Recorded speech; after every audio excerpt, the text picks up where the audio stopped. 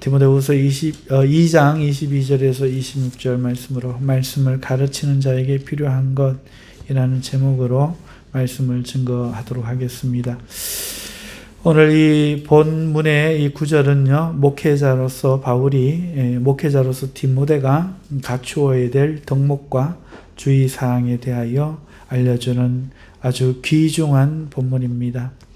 정금과 같은 본문이다. 목회자에게, 그리고 모든 직분자에게 정금과 같은 본문이다. 이렇게 말할 수 있겠습니다. 그리고 제가 가장 말씀을 준비하면서 잘 안 되는 본문이 오늘 이 본문인 것 같아요. 가장 제가 먼저 이 말씀에 순종되어지고 또 하나님 앞에 이 말씀대로 살아갈 수 있기를 소망하면서 이 말씀을 또한 준비해 봤습니다. 오늘 이 본문의 내용 22절부터 26절은 한 7가지 내용을 기록하고 있습니다. 첫 번째는 청년의 정욕을 피하라 하는 것입니다. 두 번째는 사람을 가려서 일을 하라 하는 것입니다. 세 번째는 어리석고 무식한 변론을 버리라는 것입니다. 네 번째는 사람과 다투지 말라는 겁니다. 다섯 번째는 모든 사람에게 온유하라는 것이며, 여섯 번째는 잘 가르치라. 일곱 번째는 거역하는 자를 온유함으로 훈계하라. 단정짓지 말라. 다른 말로 그렇게 7가지 내용으로 구성되어 있고, 오늘은 그 중에서 2가지, 첫 번째, 두 번째 내용을 살펴보도록 하겠습니다. 청년의 정욕을 피하라. 그리고 사람을 가려서 일을 하라 하는 2가지 내용인데, 22절에 있는 내용을 중심으로 오늘 말씀을 전하도록 하겠습니다. 먼저 바울은 디모데에게 청년의 정욕을 피하라 라고 말하고 있는데, 이 청년은 청년 특유의, 청년 특색의, 청년 고유의 이런 뜻입니다. 그러니까 청년기에 나타나는 이라는 뜻이죠. 청년은 오늘 우리 말로 이해하면 안 됩니다. 성경에 있는 거의 많은 이야기들이 우리가 이해하고 있는 내용과 의미가 같은 경우도 들어있지만 대부분은 많이 달라요. 많이 다릅니다. 특히 구약에서 히브리 말로 아이라고 하는 말은 30살 청년에게도 해당됩니다. 검을 맡은 아이, 이게 다윗에게 검을 맡은 아이가, 이게 아이가 아닙니다. 그 30살 가까이 된 청년을 이야기하는 겁니다. 그래서 여기서 나오는 청년도 이 시대의 청년으로 생각하면 안 됩니다. 그런 게 아닙니다. 좀 더 우리 시대에 맞게 의역을 하면은 이렇게 됩니다. 아직 혈기가 있는 젊은 모든 사람들, 이런 뜻으로 이해하시고 들으면 되겠습니다. 그래서 사회적으로 자신의 육체나 능력을 잃어서 사회적으로 힘을 잃고 뭔가를 나서서 하기 어렵지 않은, 아직은 할만한 그런 사람들이죠. 이런 사람들, 이런 때에 나타나는 정욕을 피하라. 이게 말씀의 뜻입니다. 여기서 정욕이라는 단어, 제가 원어로 보니까 에피디미아라는 단어인데요. 이건 욕망, 정욕 이렇게도 번역을 하는데요. 원래는요, 중립적인 의미입니다. 그러니까 중립이라는 것은 어느 한 곳에 속하지 않잖아요. 그러니까 선도 아니고 악도 아니었어요. 그런 의미가 아닙니다. 신구약 성경에서도 좋은 의미로도 사용되어지고 나쁜 의미로도 사용되어지는데, 나쁜 의미로 더 많이 사용되어졌어요. 그래서 후대에 이 에피디미아, 이 정욕, 욕망이라는 단어는 나쁜 의도로 사용되는 쪽으로 고차가 되었습니다. 그래서 이 욕망은 마태복음 5장 28절에 보면은 예수님께서 여인을 보고 음욕을 품는 자마다, 음욕에서 사용돼요. 성적 욕망으로 사용됩니다. 또 마가복음 4장 19절에서는 세상의 염려와 재리의 유혹과 기타 욕심이 들어와 말씀을 막아 결실치 못하게 되는 자요라고 씨 뿌리는 농부에 비유해서 사용되었습니다. 그러니까 세상의 염려, 재리의 유혹에서 사용되어진 게 에피디미아가 하는 단어입니다. 그러니까 앞에서는 성에 관련돼서 사용되었고 뒤에 가서는 아니죠. 세상의 염려와 재리의 유혹입니다. 금전적인 부분, 세상의 삶에 관한 부분과 연결되어서 이것이 어떤 특정한 것, 정욕이라고 해갖고 우리가 또 생각하듯이 어떤 특정한 것을 이야기하는 게 아닙니다. 젊은 시기에, 아직 혈기가 있는 시기에 흔히 드러내어지는 세상과 재물, 권력, 명예, 성적인 것, 모든 것에 대해서 나타나는 욕망, 이 자체를 이야기한다 하겠습니다. 자, 그래서 청년의 욕망, 청년의 정욕을 피하라라는 이 말에서 우리가 알 수 있듯이 이것은 젊은 시절에, 그러니까 그 사람이 육체적으로도 강해서 아직은 호기롭고 또 자신도 있고 그 다음에 의욕도 강할 때 나타나는 현상이에요. 반면에 나이가 들면 상대적으로 이런 건 좀 덜해지죠. 좀 조심하게 되고, 아이고, 나는 안 할래. 내가 뭐, 이렇게 이제 뒤로 움츠러드니까 없는 건 아니죠. 있는데 젊은 나이만큼 활성화 안 되는, 누구나 가지고 있지만 활성 모드, 비활성 모드 같은. 그래서 젊은 날에는 이게 금지할 법이 없으니까 아버지한테도 대들고 또 모험도 해보고 할 수 있는 그런 혈기, 우리나라 말로 혈기에 좀 더 가까운 것이다, 이렇게 생각을 할 수 있겠습니다. 자, 그런데 지금 디모데도 그렇지만 사실은 사역자들 대부분이, 오늘 이 땅의 교회의 사역자들, 목회자, 장로, 집사 사역자들 대부분이 노년에 사역하지 않아요. 젊은 시절에 사역합니다. 혈기가 있을 때 말이죠. 아이고 우리야, 나는 못하겠다, 이럴 때 목사 임명 안 하는 거죠. 점점 더 목사 임명 나이가 30대까지 이제 내려갔습니다. 한동안은 40대도 어린애가 뭐 하겠노 이러고 장로님들이 안 세웠는데 요즘은 장로도 30대, 40대에 세워요. 권사도 40대에는 다 권사를 할 정도로 그렇게 점점 연령이 낮아지는 것을 알 수 있죠. 자, 이게 현실의 성향인데요, 추세인데요. 이렇게 젊은 시절에 사명을 우리는 감당하게 됩니다. 젊어서 일 안 하면 언제 일하겠습니까? 그래서 한 살이라도 더 어릴 때 직분을 세우고 한 살이라도 더 어릴 때 하나님의 일을 감당하기 위해서 나서게 되는데, 그렇기 때문에 이런 젊은 사람들의 거룩한 뜻과는 다르게, 그 직분과는 다르게 역시나 젊음의 특성에 활성화된 모드들이 있다는 거죠. 누구나 이성이 좋고 누구나 돈을 좋아하고 누구나 그래도 지위와 권력을 갖고 싶은 이런 욕망이 있다는 겁니다. 그리고 그런 것이 이 사역자를 삼킬 수 있다는 것이죠. 이 청년의 정욕은 모든 일을 할 만한 사역자에게 다 나타나 있는 것이다 하는 것입니다. 그러면서 사도 바울은 이것을 상기시켜 준 거죠. 디모데야, 네가 하나님 말씀 전한다고, 하나님 말씀을 외친다고 해서 네가 여기에서 자유롭거나 피해 있는 존재라고 생각하지 말라는 거죠. 너도 역시나 넘어질까 조심해야 된다 하는 것을 전제로 하고 청년의 정욕을 피하라, 이렇게 말하고 있습니다. 이 피하라라는 단어, 제가 이게 지금 안경을 벗어버리면 한글로 안 바꾸면은 원어가 잘 안 보여요. 배류고는 도망하다, 피신하다, 피하다, 삼가다, 멀리하다, 방어하다, 이런 뜻이 있습니다. 도망하다, 피신하다, 그 다음에 피하다, 삼가하다, 멀리하다, 방어하다, 이런 뜻이 있다는 거예요. 이 피하라는 말의 뜻에서 우리는요, 이 청년의 정욕에 대한 우리의 입장, 한 두 가지 사실을 알 수 있어요. 첫째는요, 이 청년의 정욕이 사라지지 않는다는 겁니다. 이 사역자들에게, 직분자들에게. 둘째는 이 정년의 정욕을 이길 수 없다는 거예요.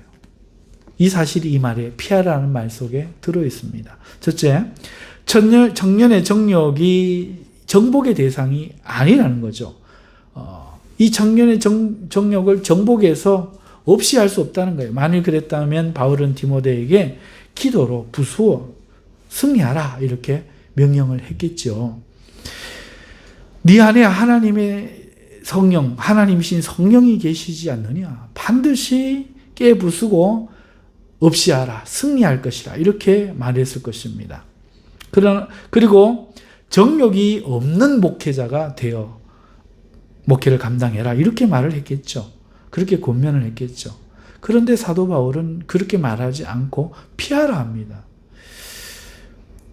그래서 이 피하라는 말 속에는 이 청년의 정욕은 디모데나 바울이라 할지라도 아무리 목회자라 할지라도 성령의 사람이라 할지라도 없이 하지 못하는 문제임을 밝히고 있는 거죠. 이것은 사라지지 않습니다. 아무리 기도를 해도 아무리 능력이 충만해도 이 정욕의 문제가 자유로운 사람이 한 사람도 없습니다. 할 수 있다면 우리가 이걸 싸우는 유일한 길은 피하는 거라는 거예요. 피해야 된다는 거죠.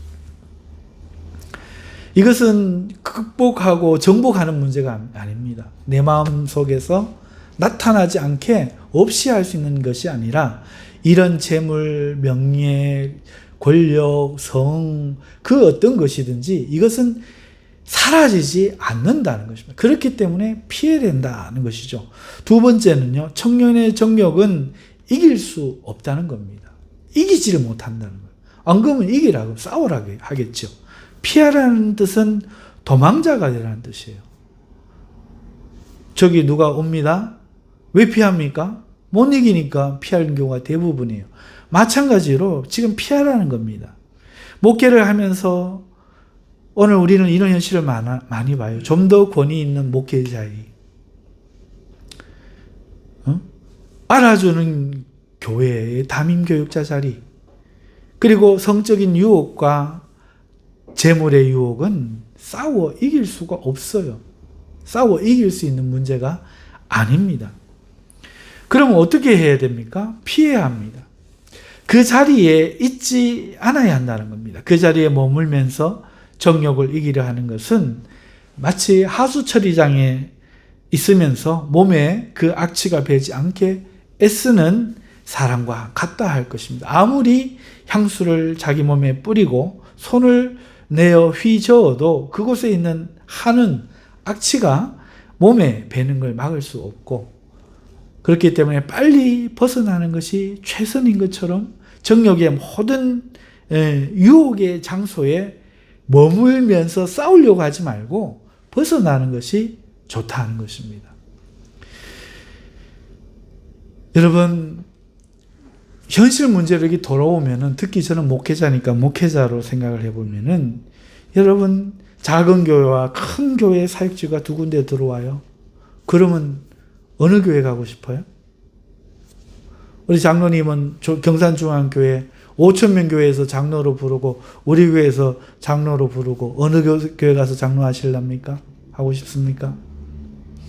이게 자기의 본심을 들여다보면은 참 이게 어렵단 말이죠. 그래서 많은 목회자들이, 제가 이거는 그냥 하는 말이 아니고 실제 제 실화를, 제 경험을 가지고 하는 얘기입니다. 많은 목회자들이 처음부터 작전을 세워갖고 와요. 어떻게 하든지 구미 상모교회, 서울 사랑의 교회, 무슨 교회, 부교육자로 들어가려고 애를 쓰고 스펙을 여러 가지 그걸 넣고, 그래서 거기서 부교육자로 몇 년 있다가 점점 큰 교회로 옮겨가다가 그 다음에 대구나 안산이나 어디든지 지방에 큰 그래도 부교육자 담임 목사를 구하는 자리에 거기에서 몇 년 부교육자 했던 그걸 가지고 간단 말입니다. 왜 그런가 하면은 서울의 그 큰 교회 자리는 미국 하버드대를 나오고 영국 옥스퍼드대를 나오고 무슨 신학 박사님이시고 이러신 분들에 밀려요. 그러니까 이 지방의 한 50명 목회자 동기생들 중에 젊고 머리가 되는 사람들은 전부 그걸 처음부터 목적을 하고 갑니다. 그걸 못하는, 누가 그렇게 못하느냐? 머리가 안 되고 나이가 많고 늙은 목회자 들이죠. 목회자 후보생들이죠. 이 사람들은 자기는 그렇게 할 수 없으면서 그 사람들 욕합니다. 그러고는 뭐 합니까? 예, 사람들 찾아다니고 저거 하고 하면서 하는 겁니다. 그러고는 어디 간 데 들어가면은 하다가 한 곳에 자리 잡으면 제왕적인 그런 목회자가 되는 겁니다. 그리고 어떤 사람은 그것도 안 돼요. 성격이 너무 뭐가 나고 성도들하고 소통이 안 되고 이래가지고 쫓겨나는 목회자들도 많이 있어요. 그런 사람은 이제 하나님의 뜻이라고 개척을 하죠. 다 그렇다는 뜻이 아닙니다. 개척을 하면서 가정교회를 이제 이렇게 개척을 하면서 하나님이 이렇게 가정교회를 허락하셨다, 이런 식으로 위안을 삼기도 하죠. 가정교회 하시는 분들이 다 그렇다 그 얘기가 아닙니다. 이런 경향들이 제법 있다 하는 겁니다. 상당히 많습니다. 자, 그러다 보니까 못할 뿐이지, 그렇게 못할 뿐이지 할 수만 있으면 작은 교회, 시골 교회, 이름 모를 교회로 사역지를 안 갑니다. 이 경산 지역에 저 산으로 가다 보면 골짜기 교회가 있거든요. 그런 교회 남이 안 가니까, 나이가 50이 돼서 목회를 왔으니까 거기라도 가서 하다가 이제 목사님들 세계 막 차 타고 다니고 하면서 소개받고 이래가지고 또 가고 큰 교회 그렇게 옮겨가는 것을 목적으로 해서 목회를 하시더란 말이죠. 그런데 이것이 오늘 이 말씀에 보면은 이게 주님을 위한 것인가 하는 거예요. 큰 교회에 대한 사역지, 여기에 유혹이 있다는 거죠. 왜요? 이름을 얻고 싶은 겁니다. 성공을 하고 싶은 겁니다. 이게 주님이 성공하는 문제하고는 다른 거예요. 악을 골짜기라도 내가 가겠습니다. 소돔과 고모라라도 내가 가겠습니다. 잠 깨시고요. 그렇게 가는 것이 아니고 내가 걸려 있는 거예요. 내 노후가 걸려 있는 거예요. 이거를 신앙이라고 말을 하면 옳습니까? 그렇지 않습니다. 하나님 그렇게 해주시면 좋지만 그렇지 않을지라도 주를 위해서 선교사든 아프리카든 어디든지 보내주는 그곳에 내가 가서 주를 위해 살다가 주를 위해 죽겠습니다. 적어도 성도는 못 그래도 목회자는 그래야 됩니다. 쫄병은 목숨 걸고 못하지만 대장은, 소대장은 내 뒤를 따르라 그러고 총알이 빗발치는 그 전장을 뛰어가야 되는 겁니다. 그러지 않으면 병사들 못 따라와요. 힘을 낼 수가 없어요. 누가 총알 가지고 먼저 뛰어나가겠습니까? 적어도 목사는 소대장으로 보면은 지휘자급입니다. 그러면은 자기를 위해 사는 삶은 버려야 돼요. 자기를 위해 살면서 성도들에게 자기를 위해 살아서 안 된다라고 설교를 할 수가 없는 것이죠. 자, 그런 의미에서 볼 때 이것은 정욕에 가까운 것이지 결코 주님을 이름을 위해서 자기가 큰 교회에 가려고 하는 게 아닙니다. 그러면은 작은 교회 사역지, 알아주지 않는 사역지, 그 다음에 큰 교회 사역지 나설 때 어디를 고민해야 되겠습니까? 하나님께 기도하면서 하나님 어디로 가는 게 맞습니까? 당연히 이 정도는 기도를 해야 되겠고, 그게 없으면, 안내가 없으면, 그래, 내가 영광 받으러 가지 말고 아무도 안 알아주는 저곳에 가서 이름도 없이 빛도 없이 내가 저기서 섬기다가 주님을 기쁘시게 하다가 내가 가야겠다. 이런 거룩한 마음을 갖는 사람이 아무도 없다는 거죠. 그러니까 청년의 정욕을 못 피하는 거예요. 50대에도. 60이 돼서도 못 피하는 거예요. 혈기가 아직 남아있는 거예요. 하물며 작은 교회를 하면서 개척교회를 20년, 30년 해왔습니다. 성도 30명, 40명밖에 안 됩니다. 그것도 다 인맥으로 해갖고 다 그렇게 성도들 막 열심히 신방하고 딴 데는 가지도 못하게 하고 막 그렇게 해가지고 똘똘 그렇게 붙잡으면서 총회장 진출을 얼마나 하려고 하는지 모릅니다. 돈을 다 빚을 내갖고도 총회장에 나가서 총회장 한번 하면요, 이 노후가 준비가 되는 거예요. 한 번 가서 축도할 때마다 200만 원, 300만 원. 교회에 있는 날이 없어요. 결혼식에다 노회장이, 성도들도요, 장로님 저 딱 결혼할 때 이름 넣는 시골교회 목사님 오셔갖고 축도하고 안수해 주기를 바랍니까? 총회장, 하다못해 노회장, 하다못해 시찰장 목사님 와갖고 해주기를 원합니다.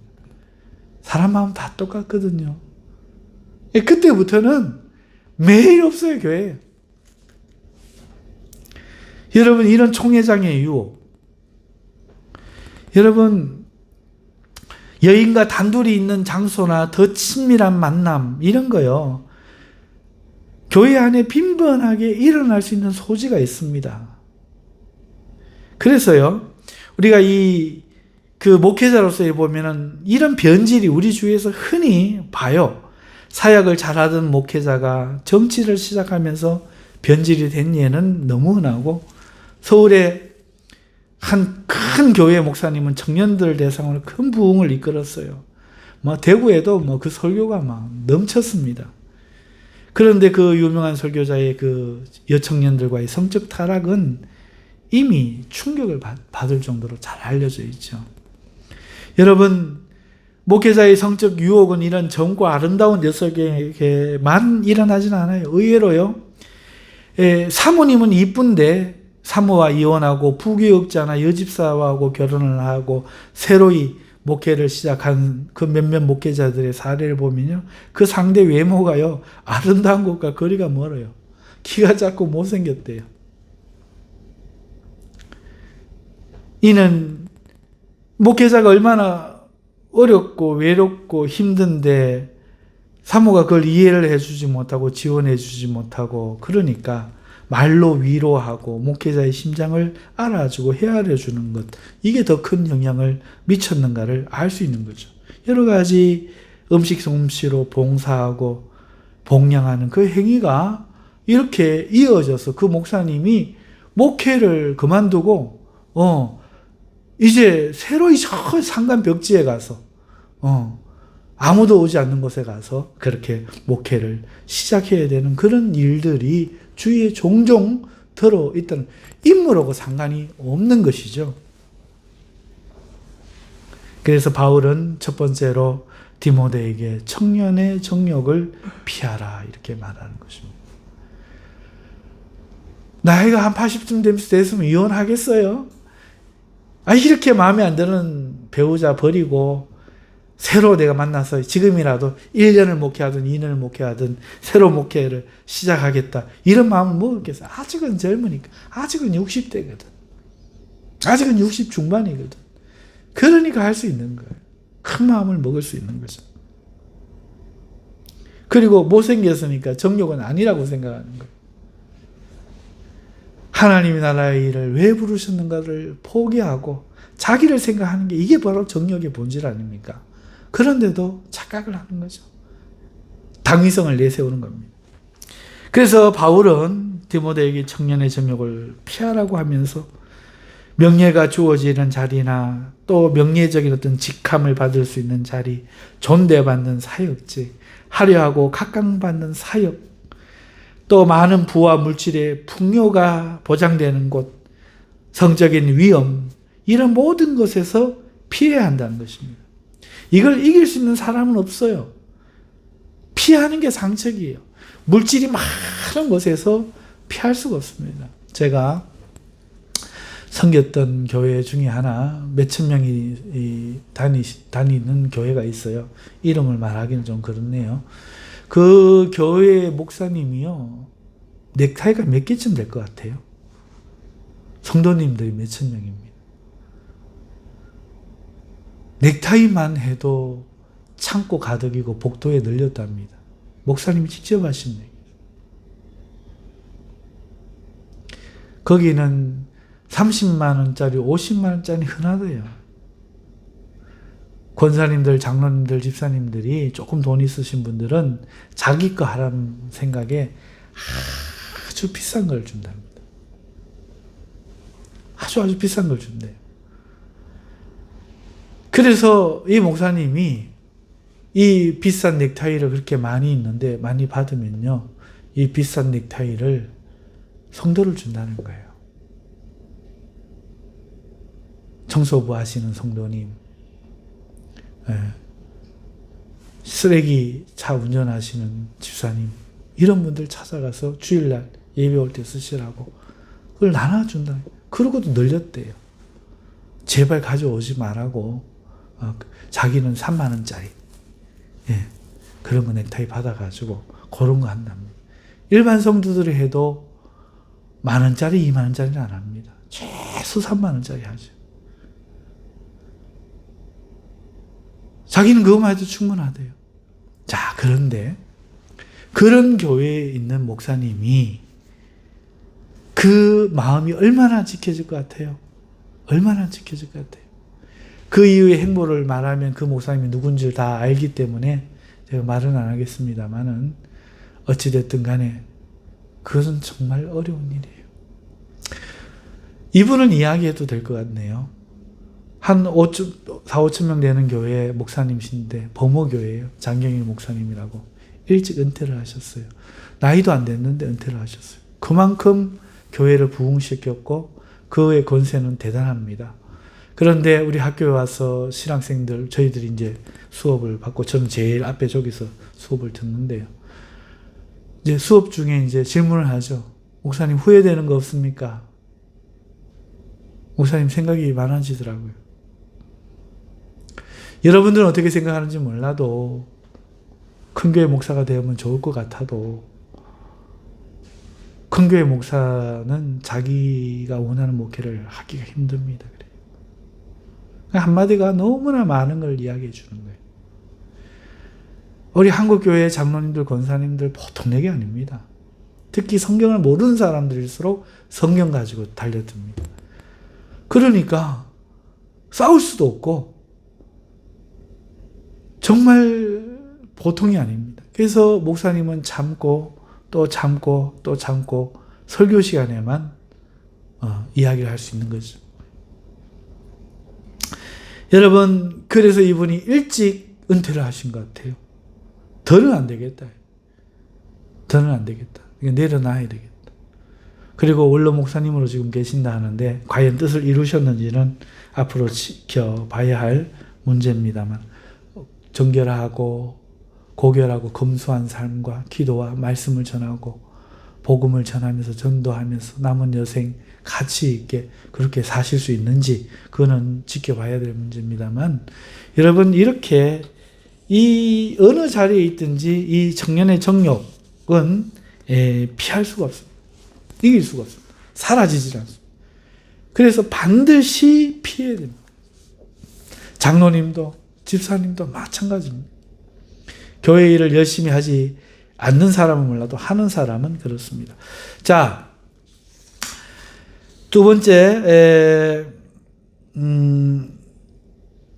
22절 후반절에 보면은 너는 정욕의 정욕을 피하고 주를 깨끗한 마음으로 부르는 자들과 함께 의와 믿음과 사랑과 화평을 따르라, 이렇게 말씀하고 있습니다. 사람을 가려서 일을 하라는 말이에요. 쉽게 바꾸어 이야기하면은 본문은 주를 깨끗한 마음으로 부르는 자들과 함께라고 말하고 있어요. 여러분, 현대교회의 목회자의 근심은요, 모든 성도를 동참시키지 못하는 데 있습니다. 그 어떤 목회자라고 해도 성도 중에 특정 소수만을 상대로 목회하는 사람은 없어요.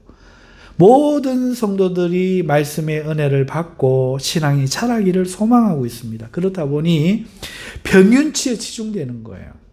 중2 이상이면 알아들을 수 있는 수준의 설교를 쉽게 하는 것도 그 이유 때문입니다. 일부 그룹만이 참여하는 게 아닌 모든 성도를 참여시키기 위하여 행사나 모든 것에 정치적인 영향을 발휘합니다. 형평성에 어긋나지 않은 행정에 주의하고 있는 것입니다. 모든 교회 성도들이 가급적 불만이지 않게 하는 것에 큰 교회 목회자들, 특별히 현대교회 목회자들이 집중하고 있는 것은 누구도 부인할 수 없는 사실입니다. 그런데요, 현실을 보면 어떻습니까? 직분자를 세울 때 누구나 도달할 수 있는 평균치를 제시하지 않으면 직분자를 임명하기 곤란해지는 경우가 많아요. 오늘 이 말씀과는 위배되는 것이죠. 오늘 현대인의 신앙의 삶이 성경이 요구하고 초대교회가 본을 보여준 것에 못 미치는 경우가 많습니다. 그래서 성경의 기준을 갖다 대면요, 장로를 세울 수가 없는 거예요. 직분을 세울 수가 없는 거예요. 성도들을 만족시킬 수가 없는 겁니다. 성경적인 설교를 하면 안 되는 거예요. 그래서 철학이 들어오고 인문학이 들어오고 그래서 예화가 들어오고 그래서 쉽게 설교를 하려고 합니다. 그러지 않고 현실에서 성경적인 잣대를 갖다 대면요, 성도는 좌절합니다. 교회를 떠나갑니다. 그래서 목회자는 그 수준을 낮추어 모두가 참여하는 길을 택할 수밖에 없어요. 교회를 유지하는 게 부흥이지, 이거 성도를 다 무너뜨리면 이거 잘했다고 칭찬받을 것 같지 않거든요. 사람들도 평가를 그렇게 안 하거든요. 부흥시키는 거를 그 목사님이 능력 있다 이러지, 그 반대는 오히려 잘못된 거거든요. 근데 오늘 본문의 말씀은 어떻습니까? 디모데의 사역 현장에 많은 사람이 있었겠지만 그들 모두와 주의 일을 동무하라고 하지 않고 있어요. 너는 가능하면 그들 모두와 주의 일을 동무하라 이렇게 말하지 않습니다. 오히려 그들 중에서 주님을 부름에 있어서 그 마음에 거짓이 없고 외식이 없고 사특함이 없이 깨끗한 마음으로 주님을 부르는 자들을 가려서 그들과 함께 주의 일을 도모하라고 명령하고 있습니다. 여러분, 여기서 의와 명령과 의와 믿음과 사랑과 화평을 따르라는 말은 의와 믿음은 주님께 대한 것이잖아요. 그렇죠? 사랑과 화평은 성도 간에 대한 거예요. 그러니까 깨끗한 마음으로 주를 부르는 자들과 함께 주님을 믿어라. 깨끗한 마음으로 주를 부르는 자들과 함께 성도의 교제를 하라는 겁니다. 전부 다 하고 하라는 게 아니에요. 깨끗한 마음으로 주를 부르는 자들과 함께 하라는 거예요.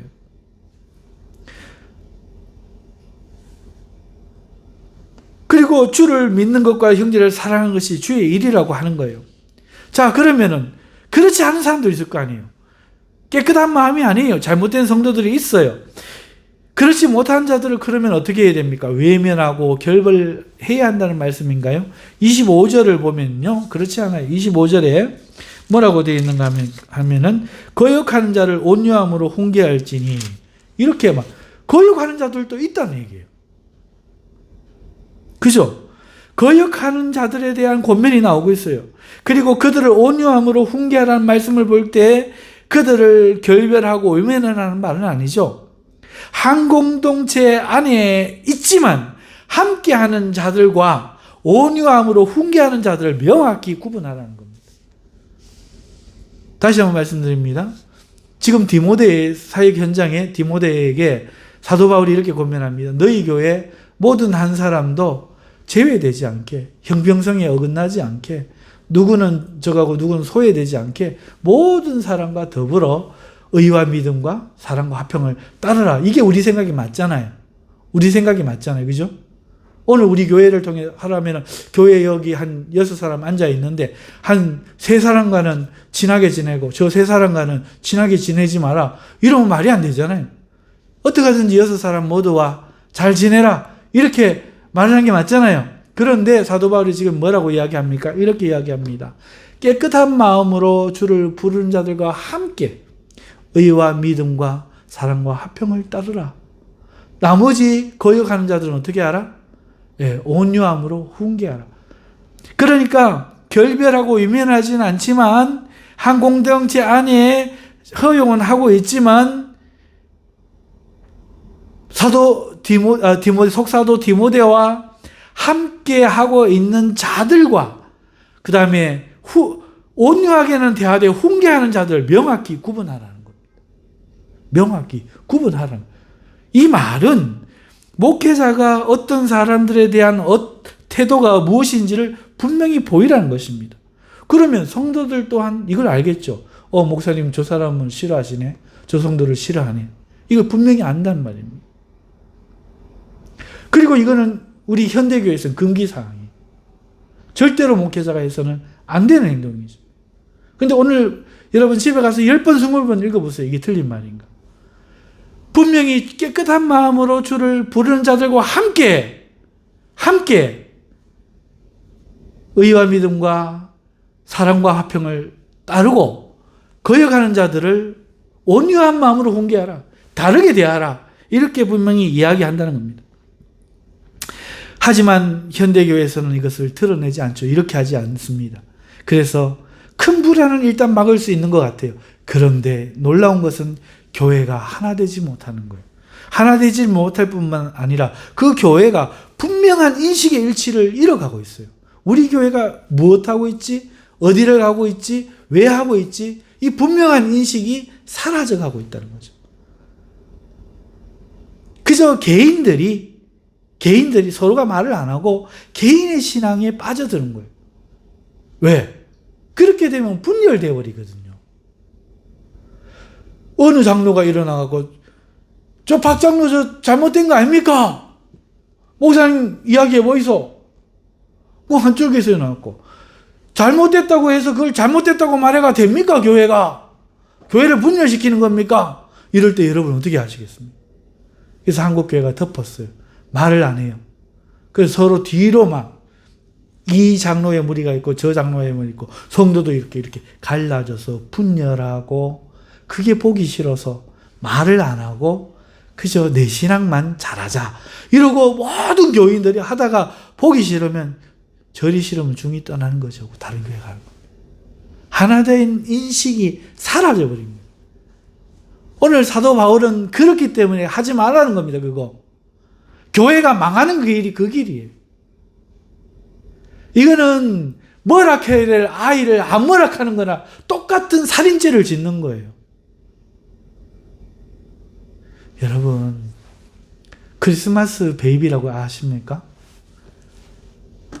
여러분 여름 휴가만 되면 산부인과에 그 태아를 죽이는 10대 여자아이들 20대 여자들로 많은 생명이 낙태의 그 악을 죄를 짓고 있다고 합니다.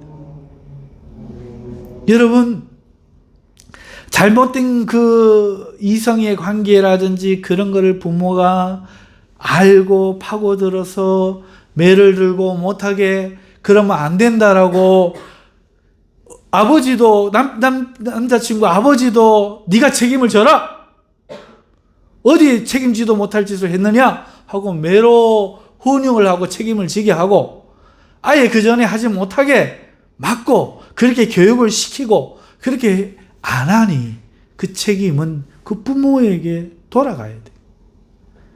자식에게 매를 들지 않는 부모는 사형입니다. 죽여야 돼요. 그게 부모를 둔 이유입니다.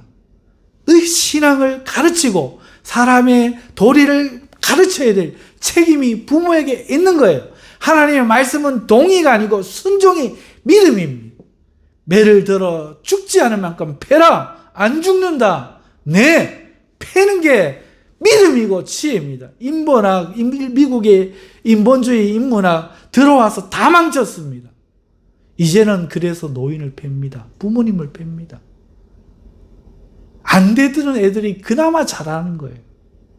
그 애들도 돈 안 준다고 뭐 한다고 삐죽거리고 부모한테 성질내고는 다 합니다. 예전에 패던 그 조선시대만도 못합니다. 어디 아버지한테 어머니한테 할아버지한테 대듭니까? 다 사라졌습니다. 살인자들을 길러내는 겁니다. 테러 분자들을 길러내는 거예요. 사이코 정신병자 살해자들을 길러내는 거예요. 그러면서도 하나님 말씀에 순종하지 않는 겁니다. 여러분 그런 교육을 학교에서 시켜야 됩니다. 학교의 선생님들에게 다시 아이들을 팰 수 있는 권한을 부임해야 됩니다. 물론 지 성질대로 때리는 나쁜 교사도 있습니다.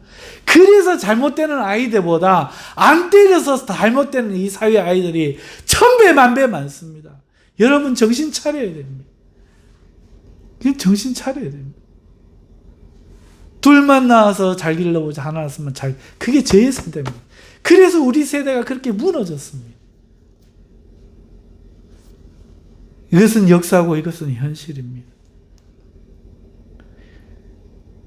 성도들이 그렇습니다. 신앙의 지도를 안 받아요.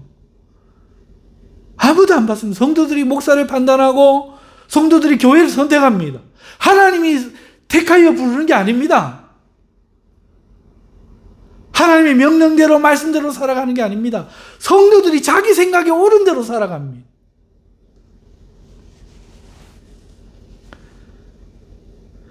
여러분 불안을 막는데요. 안 덮으니까. 그래갖고 박장로 최장로 말 못하게 하고 서로 큰간일 우리 인문학으로 합니다. 사회학으로 합니다. 우리 왜 싸우면 안 되지 않습니까? 할렐루야. 우리 하지 맙시다. 이거 덮어버립니다. 목회자가 최장로와 박장로 중에 누가 하나님의 말씀을 대로 주의 이름을 깨끗하게 부르는 자인지 명확하게 해야 됩니다. 그리고 이 사람들과 주의 일을 같이 해야 됩니다. 그리고 이 안 하는 이 박장로에게 온유함으로 그렇게 하시면 안 됩니다. 박장로님 그러시 안 됩니다. 그렇게 하지 마시기 바랍니다. 이게 맞습니다. 하고 온유하게 해야 됩니다. 그가 옳아서가 아닙니다. 온유한 게 옳아서가 아닙니다. 혹여라도 마귀의 올무에서 벗어날까 봐 합니다. 이건 마귀의 자식이에요. 그런데 혹여라도 기회를 얻을까 봐. 혹여라도 회개의 길을 얻을까 봐. 그래서 온유하게 하라는 거지. 이것이 옳다는 얘기가 아닙니다. 온유하게 하는 게 정당하기 때문에 그렇게 하라는 게 아니에요. 예수님처럼 야단을 쳐서 구원할 수 있으면 야단을 쳐서라도 독사의 새끼야 해서라도 구원을 얻을 수 있으면 하라는 겁니다. 말이 바뀐 거예요. 이때는 온유하게 한번 해봐라는 거죠. 사랑하는 성도 여러분, 오늘날 한국교회는 그걸 잃어버렸어요. 장로님들이 목사 꼬봉이 됐어요. 목사 꼬봉하지 마라 했더니 그전에는 뭐 했습니까? 목사들 내쫓는 그 앞잡이나 했지요. 그거 신시대 목사님들이 들어와서 풀어주니까 이제 반대가 되는 겁니다. 제가 말을 반대로 했네요. 그전에는 꼬북 노릇하다가 우리 시대의 목사들을 들어와갖고는 전부 목사 쫓아내는 걸 수십 년 봤지 않습니까? 여러분 그것은 교회가 망하는 겁니다. 성도들이요 무엇이 옳은지 교회의 옳고 그름이 무엇인지 우리 교회가 옳은 것이 있다라고 믿는 그것이 무엇인지를 몰라요. 그냥 개인의 신앙을 살아가는 겁니다. 이것은 교회를 살해하는 겁니다. 살해. 목사님들 장로님들 잘 들어야 됩니다. 교회를 살해하는 겁니다. 성도 죽이고 싶으면 뭐라 하지 마십시오. 그러나 살리고 싶으면 잘못된 것은 잘못되었다고 말하고 그것을 두고 기도하며 꾸짖고 바른 길을 제시해 줘야 됩니다. 그리고 다른 성도들도 그 목사님과 그 장로님에게 동의를 하고 동조를 하고 따라가야 됩니다. 거룩하게 주의 이름을 깨끗한 마음으로 부르는 자들과 함께 의와 믿음과 사랑과 화평을 따라야 됩니다. 교회는 혼자 하는 게 아닙니다. 하나님 나라는 공동체입니다. 그러므로 그 공동체를 깨트리는 그런 일을 조심해야 됩니다. 이러한 사실이 분명함에도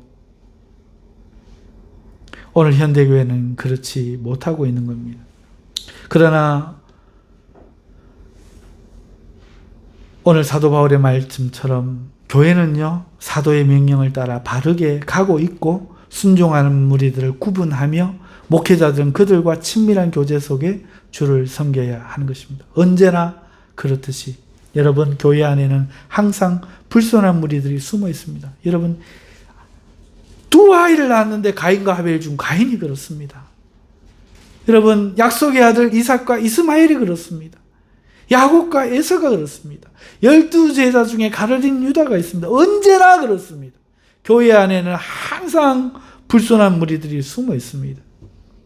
뿐만 아니라 올바른 양이라도 무지 때문에, 지식이 없어서, 혹은 아직도 그 매를 맞아본 적이 없어가지고 하나님의 이 매를 맞아본 적이 없어. 그리고 부모한테도 매를 맞아본 적이 없어. 교회가 징계를 내려본 적도 없어. 그래가지고 매를 맞아본 적이 없어서 회개되지 못한 성품으로 주의 뜻을 거역하기도 해요. 그리고 이런 불순한 무리들에게 선동당해서 인간적인 생각으로 동조하는 것이죠. 이때 목회자가 성도를 사랑하는 길은 그것을 표현하지 않고 덮는 것이 아닙니다. 잠언에 사랑하는 자녀에게 매를 들라 하나님이 말씀하신 것처럼 훈계를 해야 하는 겁니다. 다만 훈계할 때 온유하라는 겁니다. 이 부분에 대해서는 뒤에서 또 다룰 것이기 때문에 이 부분에 대해서 오늘은 말하지 않고 여기서 결론하겠습니다. 자, 22절을 중심으로 두 내용을 살펴보았습니다. 대부분의 사역자들은요, 노후 세대가 아닙니다. 아직은 젊고 사회적 힘이 있는 경우가 대부분입니다. 또한 사역자들은 목사만 말하는 것이 아니라 모든 직분자가 속합니다. 부서를 맡은 부목사도, 부교육자도, 부장을 맡은 집사나 장로도, 집사들도 이에 속합니다. 그렇다면 주의 일을 맡은 직분자는 청년의 정욕에서 모두가 자유로울 수 없는 겁니다. 누구라도 위험이 있는 것입니다. 부장의 권력 욕에 처해서 선생님들을 마음대로 하려고 하는 시기 질투하는 부장 집사님, 이런 거 많이 보잖아요. 이에 모든 유혹이 있을 수 있는 상황과 그런 자리에서 직분자는 그곳을 떠나거나 피하는 것이 좋습니다. 특별히 목회자는 더욱 그러해야 합니다. 또한 목회자는 주의 범주에 들어와 자신과 함께 가고 있는 자들과 그렇지 않은 자들을 분명히 하여 성도들이 어느 길이 옳은 길임을 분명히 알고 따르게 해야 됩니다. 예수님께서도 이를 분명히 하셨고 드러내셨습니다. 가룟 유다를 잘못됐을 때 드러내셨습니다. 베드로가 잘못할 때 베드로에게 사단아 물러나라, 모두가 보는 앞에서 책망하셨습니다. 그래서 그가 개인적인 그 수제자라는 그 권력욕을 드러내지 못하고 잃어버리게 만드셨죠. 그래서 목회자는 잘하고 있는 성도들을 칭찬하고 인정하고 그들과 함께 주의를 동하면서 그렇지 못한 자들도 마치 그러고 있는 양 이렇게 해서는 안 되고 훈계해야 됩니다. 지금 진심이 아니십니다. 지금 바르게 하고 있지 않습니다. 그래서 모든 성도들이 그걸 보아야 합니다. 그리고 그 성도도 그것을 그래야 깨달을 수 있습니다.